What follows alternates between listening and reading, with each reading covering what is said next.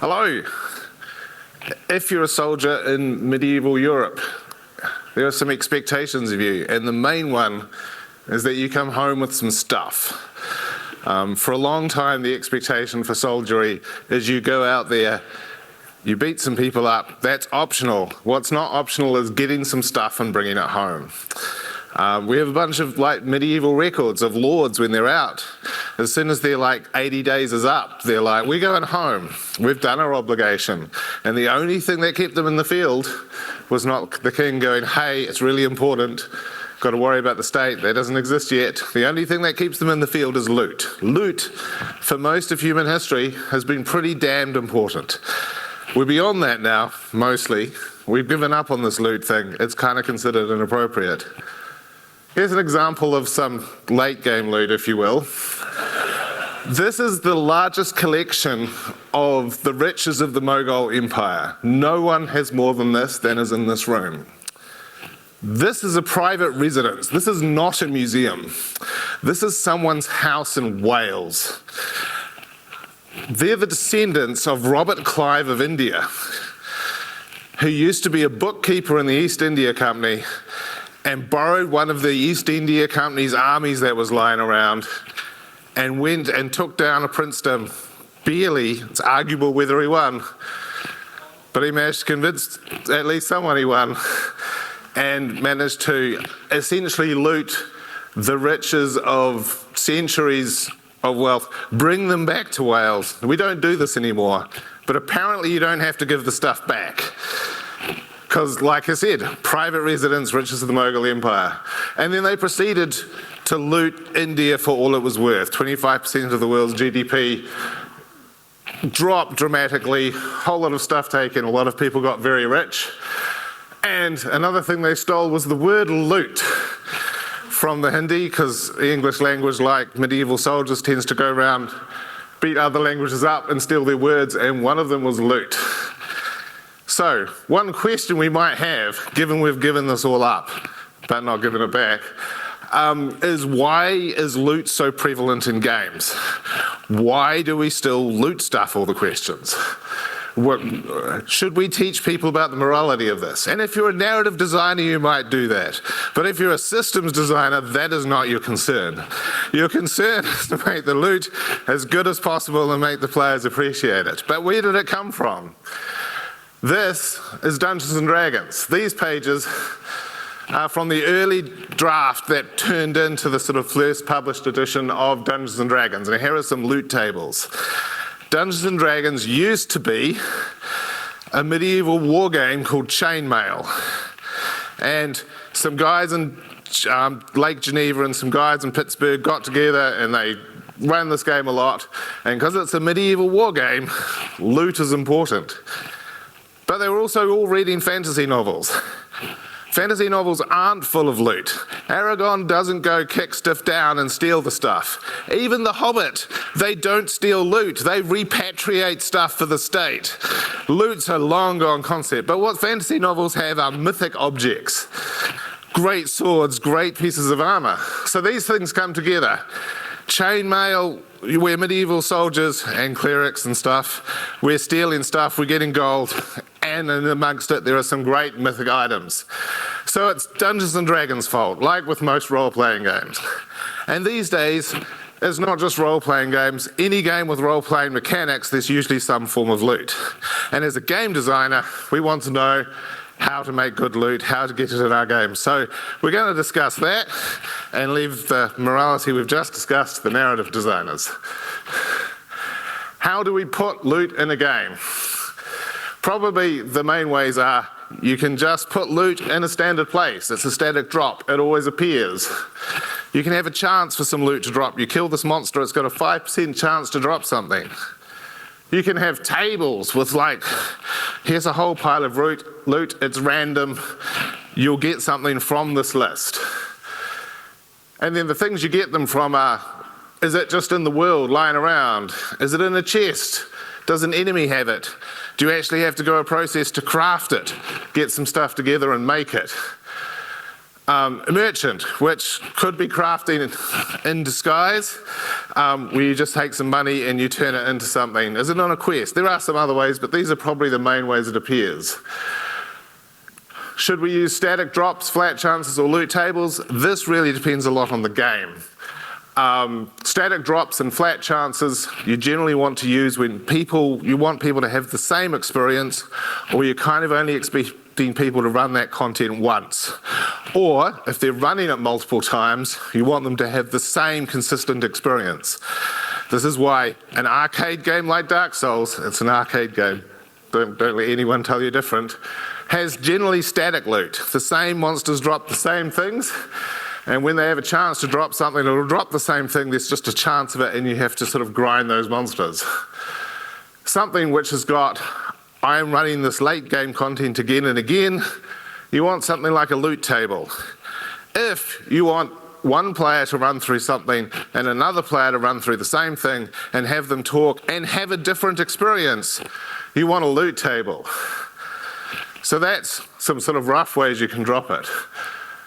Now, we're going to talk a little bit about rarity. This applies more to the loot table option, but can also apply to static loot. It's sort of, rare in the world.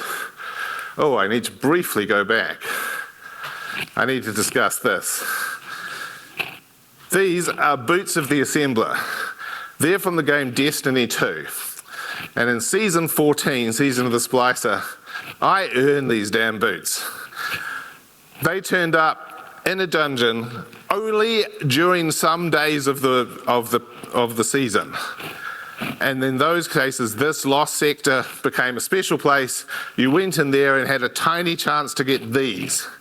And if you ran it again and again and again, you would eventually get them. And they're really cool if you're a warlock. They make your healing circle, they'll send little drones off and heal people and buff them. I really enjoyed this. This was the highlight of my season of playing that.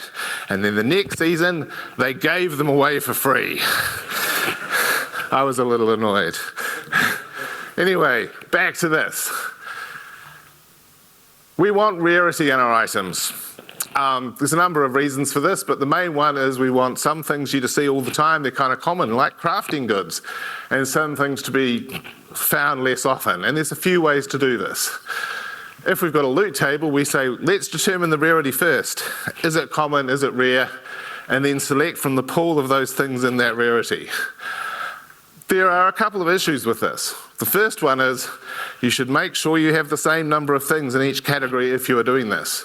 Because if you have a rare item and the rare category comes up and you only have a few of these rare items, it may be more common than your common item, which has a lot of things. More often these days we give rarity weighting and then treat it like tickets in a raffle. And this is also great for doing conditional things of whether you should throw it in the bin or not. And this sort of means you've got, let's give common items a weighting of say 30, they've got 30 tickets in the raffle. And rare items, we'll give them 1 ticket. And then we work out what goes in the raffle and we put it all together. And then some programmer who's really good at random numbers, because this gets screwed up all the time, picks a number and works out which ticket's pulled, and that's the item you get. And then you can say, let's have 4 items, and it's just sort of like a raffle. Collation, I've also noted, is a concept that is more and more coming into computer games that used to be in like physical games like card games.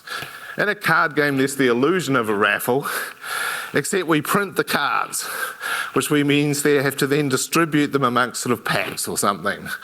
And so you've got collation to make your packs feel nice, so that they've got about the right amount of stuff. Games are starting to do this more and more often. One of the main ways to do collation is to say, we've got our pool of loot, you've got your ticket, your item's won, it's come out and you've got it, let's remove it from the pool. Or if it's a common item, we may say, we'll remove one of their tickets from the pool and you're less likely to see it. Another common way you'll see sort of collation is in the world building. We construct our world and we put the items in it at the beginning, and then everything's sort of nicely distributed and we've got rare items lying around. This little thing, deliberately small in the corner, is the dirtiest block in Terraria. Now I don't know if any of you have played Terraria. If you have, and you've just played it naively and not looked anything up on a wiki, you probably don't know what this is. when you make your average Terraria world, there's 11.5 million odd blocks. And 6% of them or so, let's say 70,000, are dirt. And 6 of them are the dirtiest block. 6 out of 11 million blocks. And if you know to only look in the dirt, 6 of 70,000 blocks. You're not seeing this dirtiest block. And the dirtiest block is cool. If you get the dirtiest block, you can get a dirtiest block pet that follows you around, a little block of dirt. So if you actually want one of these, you go look up a seed. Use that seed where the dirtiest block is right near home, and you go and get it. So this is an example of collation. We've got an item incredibly rare in the world. We've put all our stuff in the world first. Terraria also has other items that drop, but for things based on blocks, it's like collation. So that's a little discussion about rarity. This all will come together yet. I've put this formula in talks before, but it's kind of important because no one seems to know it. If something has a 1 in 1,000 chance to drop, the mean chance of that dropping is nicely, you would think, well, if I play, I get 1,000 things, I get the item. The median experience is I have 600 things drop and I get this item. And then it's not a nice distributed curve. Some of your community is sitting there after 2,000 chances to get this item and they don't have it. And then a slightly smaller amount, 3,000 chances and they haven't got this item. And 5,000 chances and they haven't got this item. And then 10,000 drops and they don't have this item. And if you are depending on someone to get something and you are relying on rarity, you are in for some trouble. There's a quick way to check this. Best way to use this formula is this n equals log 1 minus c over log 1 minus p, where you can go, how many attempts does it take to get based on what proportion of the community? And then if you get your nice little Excel spreadsheet, you can go 50% of the community, 90% of the community, 99.9%, and see how many members of your community don't have it after a long time. And that may be fine if you don't care about people getting their item, but if you do, you should be aware of this. There are a few ways to mitigate this. One of my favorite ways is failures lead to success. If you can get this item by crafting or some other method, then in the failure attempts, if you have enough failures, you are eventually getting something that will make the item for you. If, however, you don't want people to see an item, this is great. Because then some people have it, and then they look online and go, everyone else has one. Not everyone else has one, but it becomes a community thing. You know this item exists in your world, and you know some people have it and some people don't. And that's a great purpose for rarity. Now we've talked a bit about kinds of loot. This will all coalesce, don't worry, but I'll cover a bunch of stuff as we go. Equipable inventory items is what I tend to think of when I think of loot, and what most people think of, and we'll spend a bit of time talking about this. But also in loot and items you get in the game, we have consumables, crafting materials, currency. Some games you have pets and vehicles, and a bunch of other things. Now I've put quest items here because they are like other things. However, you will have to have a whole bunch of special rules for them. What happens if I drop my quest item? What happens if I destroy my quest item? What happens if I do something with this item that derails the quest? And before long, you will have an awful lot of rules about quest items, so they are exceptionally different to the other things.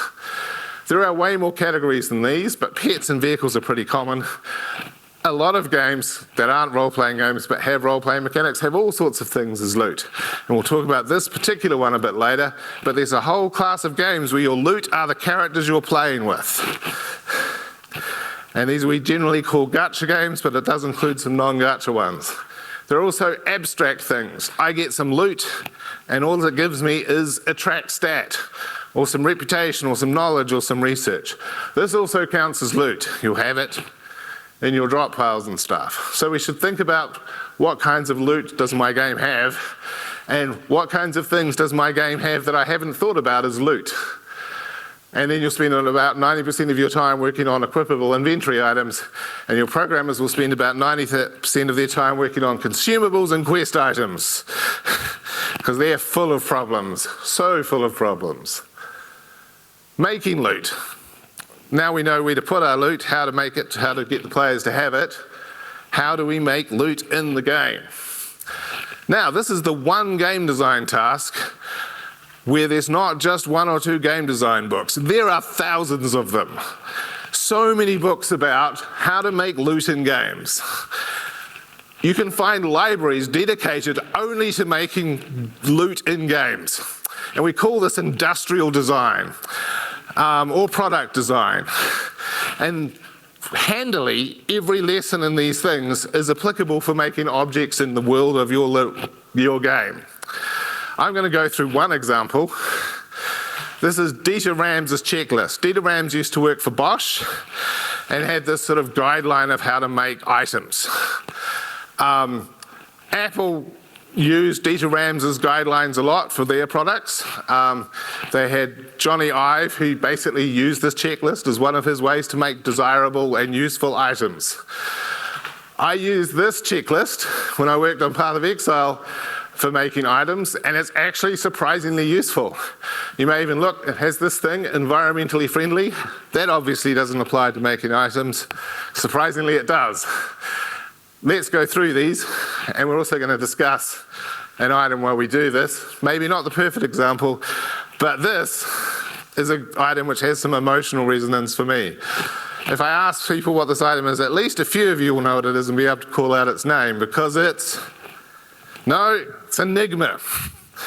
If you've ever played Diablo 2, this is Enigma. It is a normal piece of armor with some special runes attached to it, Jar, Ith, and Bur, and it turns into Enigma. Enigma is an item used in late game Diablo 2 because it gives you one important thing, teleport at level 1. And there's 2 ways to get teleport in Diablo 2, to be a sorceress or to have this. And it's really nice to be able to teleport. And it's also really hard to get because you have to find these things. And you can turn these things into other things. Like this one you can get 2 of, and with a gem turn it into this thing. And that's an illusion that makes this thing feel way more common than it is. It's totally an illusion. But let's have a look at our checklist. So when making an item in your game, is it innovative? Now, the important thing here about innovative is that it is different to the other items in your game. There is no point having an item that is exactly the same as another one. It doesn't really have to be innovative compared to game items in other games, because is it innovative in the world you're existing in? This means there needs to be a reason for it to exist. Is it useful? It has to have some use in the game. Now, there are maybe some items where you go, this isn't really useful. This is a trash item, but it will probably have a use. It may be to sell the vendor to get money, and maybe not every item needs this checklist. But generally, if you're making an item, you should look at it and go, is it innovative? Does it add something that we didn't already add? Is it useful? Will players use it? It should be useful. Is it aesthetic? Now, this doesn't necessarily mean beautiful, but is it pleasant to look at, or at least does it have like some identity when you look at it? Do you understand it? Does it pop out? May not need to pop out too much, but it should have as much effort put into it as anything else. Is it understandable? That one's hard in games. I don't know if you've tried to make things understandable, but this means you need to think about things. Does it look like what it does? This doesn't look like it gives you teleport, but it looks like it does something special, right? And it's got some text, and it says +1 teleport, and then I understand it. So the things it does, how it fits in the world. A rare item should understandably look like a rare item, and a common item should understandably look like a common item. And a player should look at it and go, this goes in this inventory slot. If, for example, you do something foolish, just have an item, and you go, we need some items to sell at the vendor, and let's make this nice necklace to sell at the vendor. In your game, you can equip necklaces. And I can say we've made this mistake in a game I'm working on in the last month. So it's not a thing that you should, you understand once and you stop making this mistake. So it needs to be understandable, unobtrusive. And you might go, why would my item need to be unobtrusive? What this means is, and because this is mostly industrial design, is when you stick it in your house, it deserves its place there, but it's not all about that item. It is the right amount of obvious. When I need a kettle, I want to walk into my room and go, there's the kettle. I don't want to walk into my room when I want to do anything else and go, there's the kettle, because it's such a shining, fine piece of example that the only thing I see in my kitchen is a kettle. And in a role-playing game, this also means it should fit your world. It's like part of your world. It's not some weird thing that doesn't fit it, unless that's your purpose. But, then you need to think about that for your item. So your item should fit in the world. It should feel like it belongs there. If it's your inventory, you should find it when you want it, but it shouldn't draw your eye when you don't want it. That's not easy, which is why when you've got a checklist like this or a design guide, you tend to have to read these books and you slowly absorb it and make mistakes over and over again. But if you sort of have a baseline to check, you can go, oh, that is useful or not. How am I doing on time? Okay, fine. Is it honest? In role-playing games, we have a real problem with this one. Now, this is part of, if it looks rare, it should be rare, but it's also, if it says it does something, it should do something approximating what it says. Now, sometimes we do lie to players a bit because, well, the programming has it does this, but your experience as a player is slightly different, and you should tell them about that as experience as a player. But the item you should be able to look at it and have a fair idea of what it's doing, particularly if it's an inventory item that does something cool. Long-lasting. Now this one may feel a bit of an odd one here, as many of your items don't need to last long. If I sell it at a vendor, if it's a crafting item. But what does this mean in this purpose? I mean, it means it needs to last as long as you have. This is maybe one you get to skip over a bit, but there will be items where you go, does this item last long enough? If I pick this up and say it's a piece of armor or a weapon, is it worth putting on for the amount of time it's useful? And if the answer is no, or never no, or never always no, then this item shouldn't exist. If it's sometimes no, this item can drop anywhere in the world, but it's really useful between the levels of 15 and 25, you need to go, well, you want it at 15, not 25, so we should put it there. Does it have a secondary use? Can I trash it for something else? Then you might be allowed to give it away later. But your item should last long enough to be useful. Is it thorough? This means you've put some effort into it. You've made sure it fits the world. You haven't half-assed it. It's very easy to half-ass things in games because you've got so many things to do and not much time to do it. But it means you need to stick the effort to make sure it looks right, feels right, has the right animations and effects. The programming's done, It's an important thing to spend time on. Environmental friendliness. I used to ignore this on the list, but this is a lot to do with the fact that we're being thorough despite the fact we don't have time. However, I've got 100 things to do. We need to make this item as efficiently as possible. So this means reduce the amount of stuff you need to do to make an item. Reuse. Do not make things uniquely for every item. Have systems that you can employ and quickly put together an item. Have guidelines for artists so they can make an item piece of art quickly without having to loop back several times. You shouldn't be wasting an artist's time. You should say, it's about this level, this is our design aesthetic for it. You already have the guidelines from the tech artist how to make the art. You should be mindful of people's time. You should be mindful of your own time. You should be easy on the environment, which involves reducing, reusing, recycling, being sensible, having systems that let you make things easily.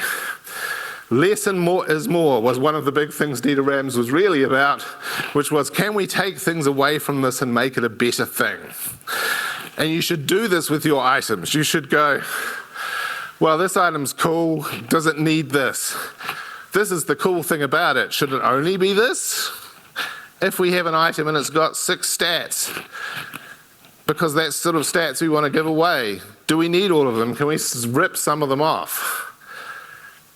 And I've genuinely found this a useful list for making items in games. And if you spend a bit of effort, you might be able to make 1 cool item, and then make 2 cool items, and then 3 cool items. And then you'll look at your list and you go, 500 to go. Screw this, I'm not doing it. So the question is, how in a game do we make hundreds and hundreds of items and make them all thorough and all awesome enough for what they are, and all good? There is a little trick for this. And the answer is, oh, I missed a bit. Structure, which we'll come back to in a moment. Let's think about another way you can look at items. Okay, we've gone through our Dita Ram's list. Some items we want to make desirable. So I want to talk a little bit about desirability. Social proof is an interesting one. You can make an item because other people want it. This can be just part of its usefulness, but how do players know it's useful? A lot of games have tricks for showing off other people using items. You get to see them in some way. There are screenshots. There are shared hubs. If your game has a market, you can give social proof to desirable items because people see it. Now, this doesn't mean this item should be on the market. It means if you want people to care about the desirability of items, should you have a market? Should you have a way to show off the usefulness? Authority. This means someone telling you something is useful. In the real world, we do this with celebrity actors and doctors and other ways. In a role-playing game, there's a cheap hack. The king really wants you to get this. There's another cheap hack. This item's really important. You just say that on the item or something to that effect. You are an authority about it. You have NPCs, they're authorities. It's really a cheap hack in role-playing games. Scarcity. If an item's rare, you will consider it more valuable. Rolex makes watches, and they sell 1.1 million watches every year. And if you walk into a Rolex store, they will have no stock on hand. We don't have anything we can possibly give you. Now, this is clearly a lie because they sell 1.1 million watches a year. Look at desirable goods. Fashion. Fashion's really good for this. If you have seasonal items in your game, pay attention to fashion. It's really useful. They're really good at this. There are tricks for scarcity. You can make stuff rare. There are also ways to make things feel rarer to the player, and one of those things is work. Another thing is you see other people with it, you can't get it. A little bit of, make people spend some time to get an item you want them to care about. Identity. An item needs to have some clear identity. It needs a cool name or a cool icon if you want it to be desirable. There are some tricks they used to do for this and things. They put them on the box, on the box of the game, and you knew that was a desirable item. Skyrim, I think, had the Dovekin helmet. Lots of people wanted it. It wasn't a great helmet, but it was on the box, so clearly you care about it. Utility and impact. If you get the item, it does something cool, you immediately make it desirable. Some things are more desirable for some players than other players. Campbell's Soups discovered this. They wanted to find out what was the best soup to make. Should it be chunky, spicy, thin? And they went, damned if we know, all these different people want different ones. And then that's why we have sort of chunky and spicy as options and things, because different people want different things. Magic the Gathering has some archetypes, Spike, Johnny, Timmy, and these are some of their archetypes, but the main ones. Some players care about power, players care about social expression, some people, just care about something feeling cool, it being a great experience. So you should have different items for different players. This is the One Ring. There are a lot of One Rings, but this particular One Ring, is one with speech. It's for Magic the Gathering, and it's one of one. There was only one of this particular One Ring in a set with a lot of One Rings. This one, there's a video of the person who opens this, and then he sells it to Post Malone for over $1 million. And That's a lot of good marketing for Magic the Gathering and maybe Lord of the Rings, but they've managed to achieve some desirability of this item. It's got some identity. It's the One Ring, and it's got some cool script of the elves. It says it's only one of one. It's, you know, a very desirable item. There are lots of other One Rings in that set. You could use those, they've got the same game effects, but this one is special, and it's Post Malone's. If you want it, you've got to go talk to him. We're going to structure again. How do we make a lot of items? Here are some loot. I don't know if you're familiar with this loot. This is the loot you can get in Genshin Impact. You can earn some of these. You can buy some of them too in little randomized boxes. But the reason it's here is we've got some structure. Genshin Impact, we really care about our weapons and we really care about elements. And there are characters in almost every combination of weapon and element. Where there isn't, it's very deliberate. There are no characters who do that little magic-y book thing in this element. Some of these only have one thing in the intersection. Some things have 3 or even 4. But there is a clear structure. And when they add a new character, they could look at a little diagram like this and go, oh, we're going to expand them over here, or we're going to do something really weird and make a character that fits there, but that breaks all the rules. But that's what you do when you expand games, you go break the rules. And structure will help you make items. It is a really effective trick to making 100 items as you go, what is our structure for the items we're making? Let's fill in the blanks. Magic the Gathering, we'll quickly go back to again, has a concept of the colour pie. It has 5 colours.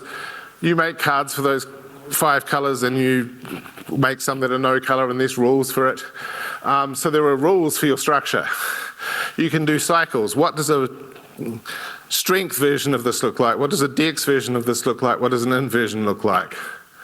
We can have progression, where you make items for each sort of level of progression you go through the game. We're going to look through an example.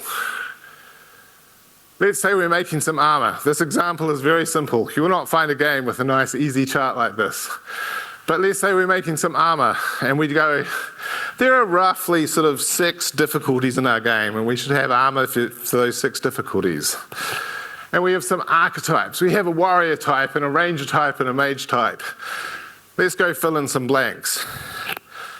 First thing we might do is go, actually it's kind of confusing to give armor to 3 types of armor in this initial part of the game. I don't care about them having armor for every type of character class, I just want them to understand armor. So let's just give them some scrap armor, and it's kind of warrior armor, but anyone can use it, and its main purpose is just to explain armor. But from here, we want armor for each character type. And we go, maybe we're Souls-like, and all we care about is that a ranger armor rolls. Being able to roll really well in some light armor is good. And a chain armor will protect you if you get hit. And maybe a robe does something special. Or it might be we've got a very stats-based game and we go, strength, protection, dex, ability to hit things, magic makes you better at magic. There will be some way to structure this, and it will vary from game to game. And we go, right, now we just need to fill in the blanks. And we go, those were some dumb names we picked for our first pieces of armor. However, we have a rusted chain shirt. It's pretty good at giving you strength and taking hits. We've got a chain hardwork. It's good enough for tier 3 for giving you some strength and taking some hits. We have some plate mail. It's pretty good at taking hits. And these protect you too. And you can roll and give you some dex and help you hit things. And these give you magic, and they've got cool names now, and we've got some cool art. We're filling out the gaps. And we've screwed up again because our game's getting more complicated. However, we've worked out we need some hybrid armors because people are doing weird things with their characters because we said they can make what they want with their characters. Gosh, was that a mistake? However, let's make 6 types of armour at tier 5 so they can do that. And then we start going, do we need to do this for every step? And we think about it and go, maybe not, because then we've suddenly got to drop 6 armours at every stage.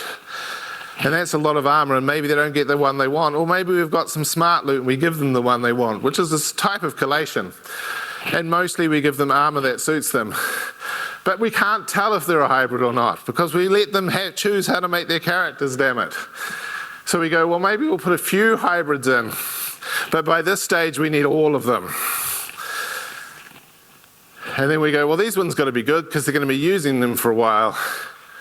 And then you just start filling in the blanks. We'll go make 6 armours here. And we go, we actually need a lot more at endgame, because we've worked out that after they've played 20 hours, our game's a hit. Fantastic. And the players who've played for 200 hours are really bored with only 1 armour for their character. And then you've got some designer going, oh gods, I need to make 6 of every one of these. And then you go, have you thought about the structure of them? And you could draw another chart and go, okay, this is my in-game armour structure. So these are some cheap hacks to be able to make a lot of armour with a good set of rules. And this is the secret to making a lot of items. This is from Baldur's Gate 3. They had one cheap hack, which was stealing from Dungeons & Dragons, but that's not why I've got this armour here. They had another cool hack, is you can make any character you want, and you want armour for it. But everything we make for one of the characters in the game. Which means everything you find has got an aesthetic and a design and a set of stats that fit one of the made characters already in that game, which have cool voice acting and stuff. This is the Yuan Ti army. And I actually haven't played enough Baldur's Gate 3 to remember which character it's for, but someone will know. So, how are we doing on time? Just on time. Structure. We've talked about ways to drop loot. This is a stick. Where did it come from? Was it fixed loot? The stick always shows up on the beach. Or was it random? The dogs were wandering down the street and there was a stick. It was a random drop. Is it rare? It's probably not rare, it's a stick, right? But I've got some social proof it's rare. There are 2 dogs and 1 stick. What kind of loot is it? Is it a crafting object? There's a fire back there. I could use it in the fire. That's kind of useful. But these things don't seem to think it's for that. Or maybe it is for that, and I've got to fight the dogs for it. What kind of loot is it? Is it an inventory item? Can you wear the stick? How do you make a stick? Maybe there was a big stick and we've chopped it down to size, perfect for 1 dog. What is the structure of sticks? Clearly we need more sticks. 1 stick is not enough. You should have sort of a stick for each dog and a stick appropriate for each dog. So that's our summary, and there's some loot.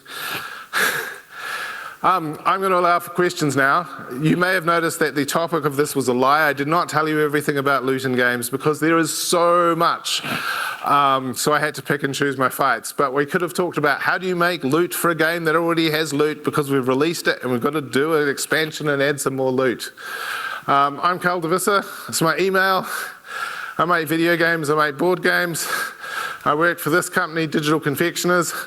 We're going to have some games coming up. Triarchy, it'll have a Steam page soon. Packmates, which is done by one of our designers, and it's already got a demo on Steam. You should go find it and play for it, play it. And maybe later pay for it. If you want a job, you can write to jobs@digitalconfectioners.com, but I'm not sure if we're hiring anyone at the moment. Sam, are we hiring anyone? Maybe.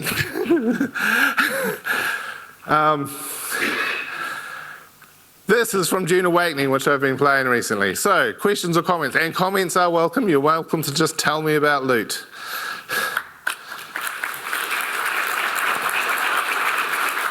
There is a man with a microphone.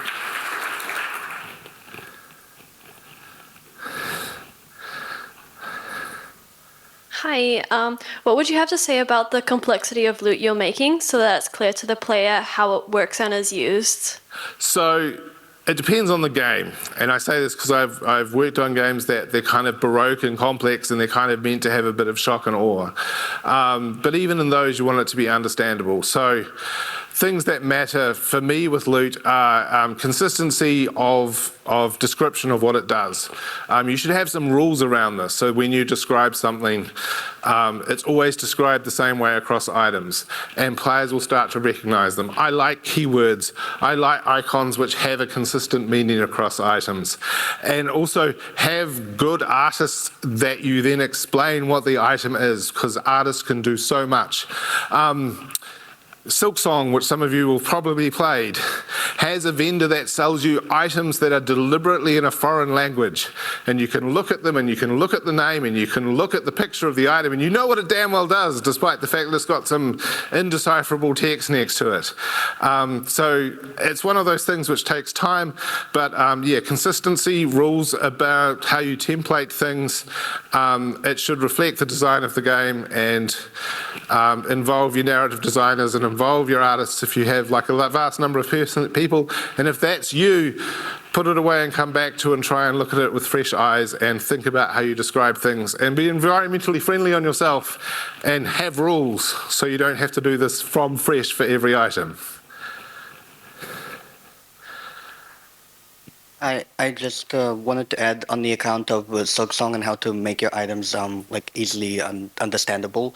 In a way, one good thing Silksong does is it has different item slots that take up physically like different amount of space. So if it said, let's say they had like a nail upgrade, it would be that much vertical space, so it would be very easy to tell that it goes into that box, as opposed to if it's just like an item that's collectible and you can't use because they're all 1x1 boxes instead of 1x3.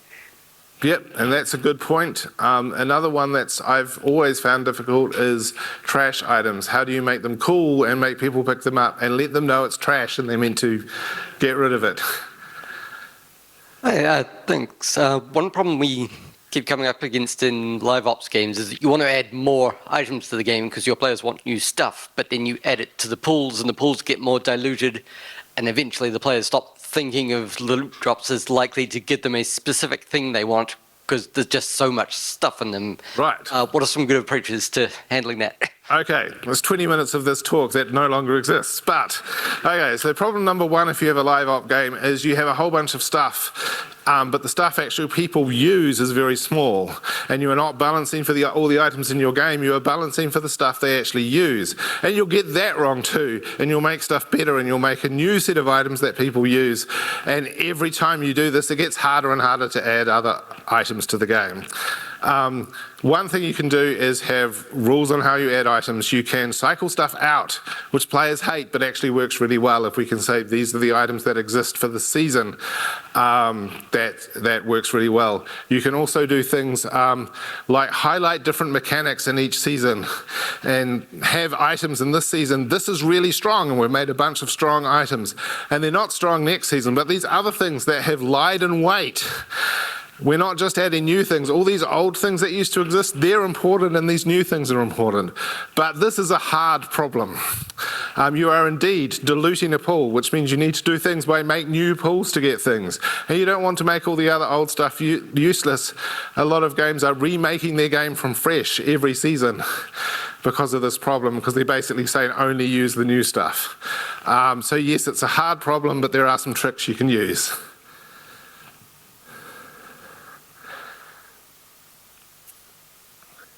I just wanted to add, and correct me if I'm wrong on this one, but I think you could also start reusing old items to make new ones. If you have an oversaturated pool, you could say that 2 of these will make you another 1 of these.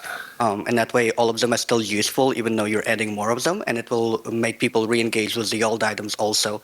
Yeah, and also with digital games you get to go change stuff, which is not so easy in physical games, and that's also a nice little trick. Hello.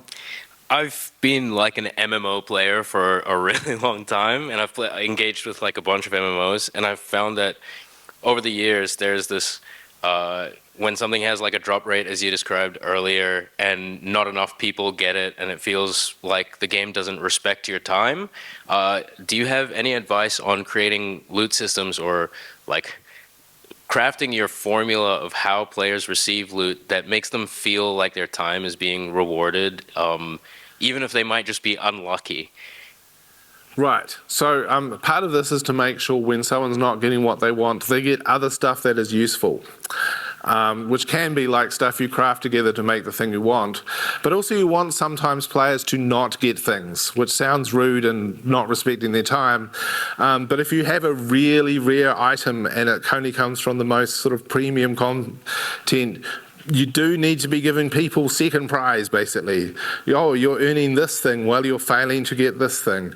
And the other answer is maybe you should be giving them the damn item. Because as game designers, we kind of get stuff stuck in our head as, oh, this is rare and no one's meant to have it.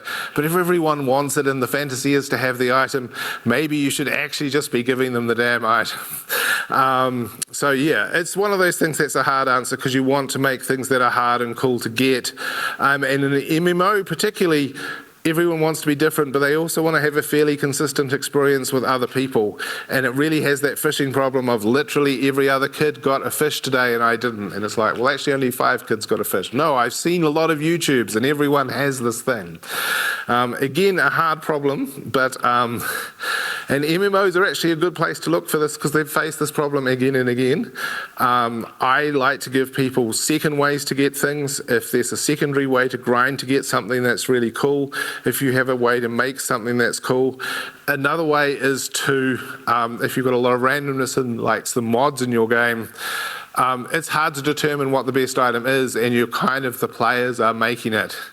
And this is another thing is, it's really hard to plan for because the players often will pick something as the most important thing that you didn't. Or you might be wrong about your mechanics and actually this thing that you didn't think was important is the only thing that matters this season or this part of the MMO. And then that you have to suck it up and work out how you fix that because there's no easy answers, sorry. So how do you deal with if you have a loot system where certain stats can only happen for certain items and those stats might be important, say movement speed on boots, how do you deal with kind of god stats, you know, the sort of it flattens every other drop in that type of thing because the only one that people want is the one stat, you know, they only want the one thing, and so you have this whole loot table and only one thing seems to matter to any player that is getting stuff from it. Right. So first thing to fix is obviously, hey, this may not be a problem with the loot. If everyone only wants the item that gives them health, and health is the only thing that matters, maybe you should be going to have a look at your combat and make other things matter. So that's the first thing you can do, obviously. I'm a big fan of items, mods only appearing in certain things, like for example, boots only have move speed, and this item has move speed on a different slot, and that's cool, and then lots of people want it because it's the one thing. So the first thing is, you can fix your game. Damn it. Make things valuable. You can lean into things like this. Yeah, we know this is what everyone wants. You know what the problem is it should be rarer and harder to get. Now, not everyone only wants that because no one has it. That sounds rude and players will hate you for it. This is the problem is it's easier to fix all these things before players have your game. But you've kind of fixed the problem.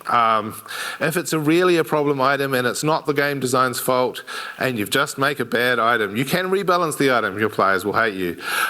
You can retire it and the people who've already got it, that's great, but no one new gets it. Those new players might hate you, but it depends. Maybe those old items, they only exist in an old version of the game. And an MMO just gets to add another layer on top, which is always nice. Or you have a season and then there's an old place with all the strange stuff.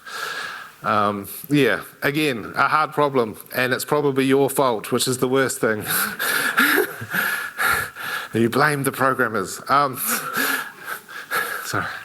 There's a question at the back. This might have to be the last one, sorry. Hi, thank you. I wanted to ask about scalability of items. Say you have an item that's very interesting that drops at level 10 and it's got a cool effect and it's unique and a player comes in and becomes attached to this item, but the item becomes useless after that point. What kind of systems or techniques can developers have to make sure that like items can be useful at all points of the game, or those unique effects don't just disappear and aren't relevant in the later parts of the game? Right. So the first thing you can do is you go, gosh, we've screwed up our curve. It goes up way too fast. And this you'll do again and again. It's very easy to do in a role-playing game to go, our curve of power goes up very fast. And that's where you sort of have the problem of, I've got an item that's out of date, I've got to get a new item. And you play through the game and you're swapping the items in and out. So that's the first problem, is you may have screwed up your curve. Second thing is you can say, well, we don't give item stats for where they are right now. They've got to be better than that. They've got to cover us for the next 15 levels. So you actually, when you get them, they feel really great because they're completely overpowered. And then they start to get worse and worse. And you don't give them the next one until that item's really not good enough. And only then give them something that'll cover the new stuff. And it's completely overpowered. And this works really well because you have this lovely narrative curve of, power feeling like this. And if you don't really want that power curve so much, you can split them amongst your item types. So this powerful item comes in this slot and it's really good and it lasts for ages. And then this one in this different slot comes in. So yeah, make your items better so they last longer for more of your curve, which you've also flattened down. Also, make those items, if they're going to be worse, if you can't use this at endgame, you've got a wonderful opportunity. You can make some completely bonkers items that go, if you get this rare thing, these next 20 levels, you're going to cakewalk them and everyone's going to hate you. And then you're going to have to throw it away and get something new. So it's an opportunity to make some really cool shit that's not going to ruin your game later. Or is, because people will wear it anyway, which is also kind of cool. So yeah, flatten your curve, reduce replacements and make your items stronger so that they sort of cover more of a gap. Either really lean into that to make your power curve really uneven, or spread it along among item classes so that they sort of even out when you get your next powerful item. And that was the last question I'm allowed? Yes. I will be around the conference. Feel free to ask me questions. I actually really like looting games, you may have guessed. So feel free to talk about it and tell me about something cool I haven't put in there because I can't play all the games.